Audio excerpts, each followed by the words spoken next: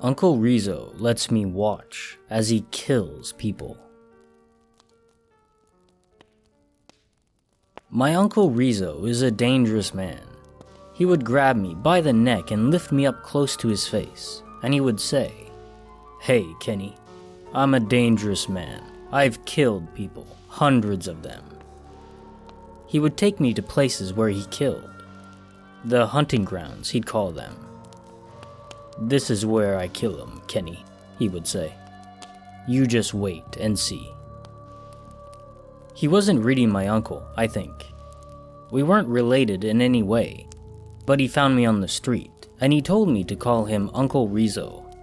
He'd show me the ropes, teach me how to make it in the concrete savanna. The others called it jungle, he'd explain, but all the action happened in the savanna. That's where the real predators lived. So he called it the concrete savanna.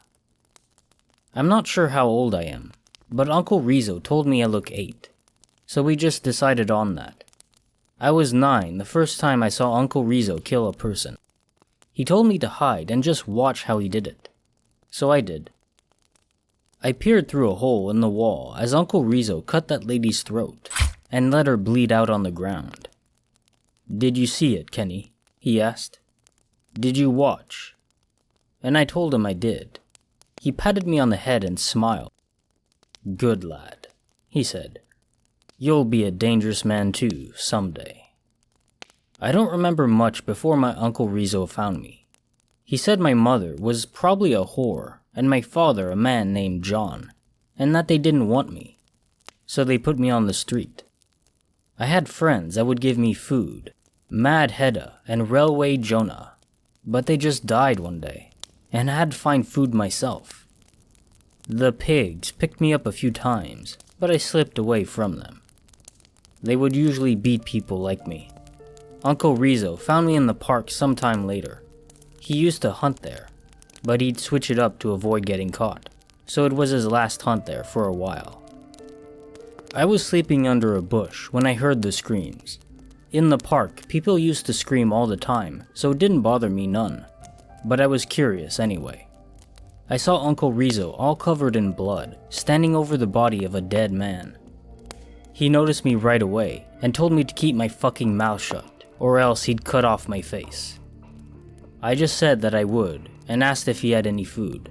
I hadn't eaten in days. He just laughed and said that I had some big fucking balls. I didn't understand what he meant, but he told me to call him Uncle Rizzo and that he would show me the ropes. I lived with Uncle Rizzo after that. He had several places to sleep, but never the same one. He didn't want the pigs to find him, he said. Every night he'd go outside for a bit and come back with blood on him. It was the big hunt, he said. The ultimate hunt. There was nothing like it, and one day I would understand. After a year, he thought I was ready to see it, and he took me to the hunting grounds and let me watch. After that first time, Uncle Rizzo would take me every night. "You gotta learn, Kenny," he'd say, "if you want to be a dangerous man like your Uncle Rizzo." And I wanted to be a dangerous man. Dangerous men didn't have to fear nothing. After a while, he gave me a job. He told me to get him prey. Find a lady on the street, he'd say, and bring her to the hunting grounds. I wasn't ready to hunt myself yet, Uncle Rizzo said, but I could be the bait, so I did it.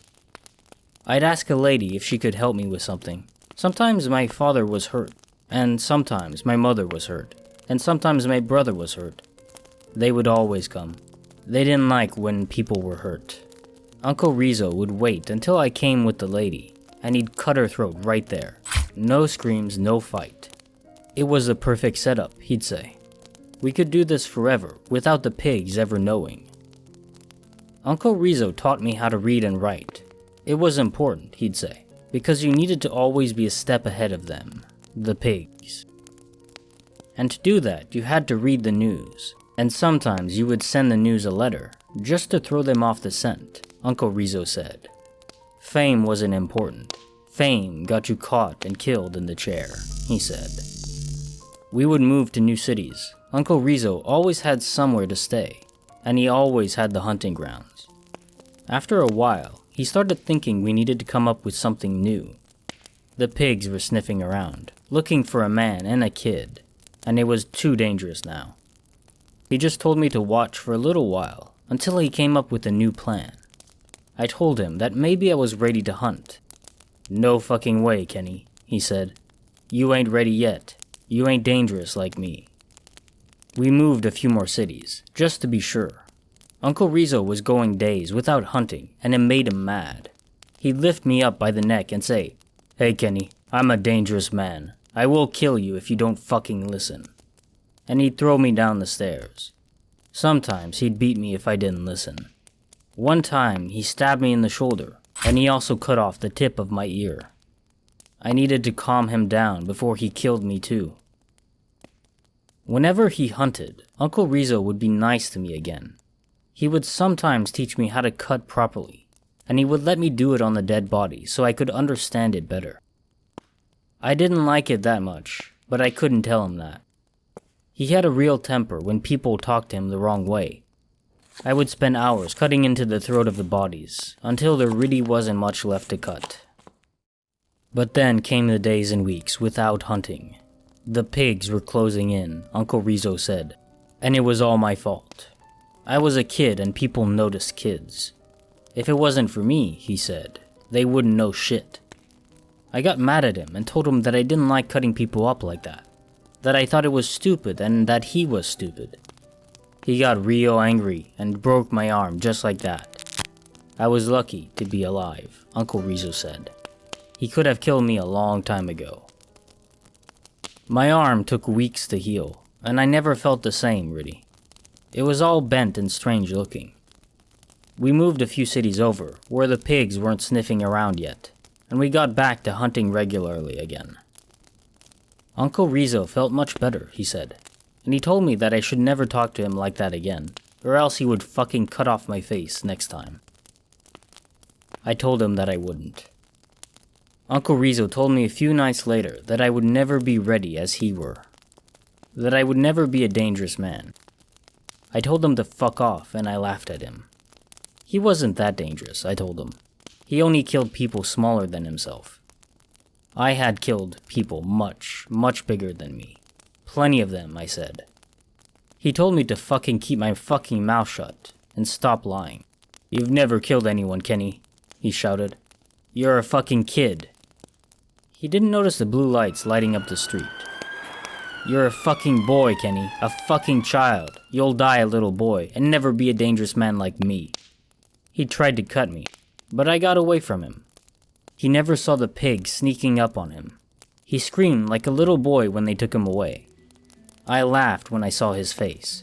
He looked scared and lonely and lost. The pigs got me into a program where I would be adopted by a real family, as they called it. I had to talk to a doctor 3 times a week, and she would ask me about Uncle Rizzo and what he made me do, and how I felt about it. I told her I didn't like him cutting people up, and that I never wanted to cut up a real living person, and that I never did. She believed me, because I told the truth. Tomorrow, they say that I'm going to get my new family and a new life. They say I'm lucky. Uncle Rizzo is in jail. He will probably die in the chair, they say. He was wrong all along about me. I will be a dangerous man. I'm already a dangerous boy. I just don't like cutting people. It spills all the blood. And that's the best part of the prey. I can't wait to meet my new family.